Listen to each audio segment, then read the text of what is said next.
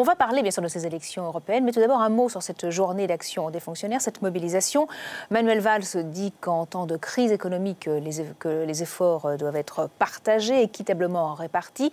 Est-ce que vous pensez donc que les fonctionnaires doivent eux aussi contribuer à l'effort national? Je pense qu'aucun travailleur, aucun chômeur, aucun salarié ne doit encore être volé.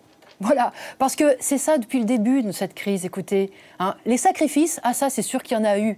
Ça a été effectivement le monde du travail qui a été condamné au chômage. Ça a été déjà des salaires qui sont bloqués, qui n'augmentent pas en même temps que l'inflation. Ça a été ces retraites qui ont été rognées.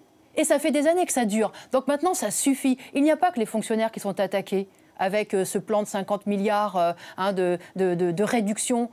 Non, c'est toutes les classes populaires qui sont attaquées. Et si on n'est pas attaqué par le gel de son salaire, on le sera parce que ce seront les pensions qui seront gelées, on le sera parce qu'il faudra payer plus cher pour se faire soigner, parce que, voilà, on va nous prendre de l'argent par tous les bouts. Et la réalité, c'est que ça suffit, ça suffit. Moi, j'ai entendu effectivement Madame Lebranchu nous expliquer qu'il faut attendre le retour de la croissance, mais excusez-moi, mais la croissance des profits, elle est de retour.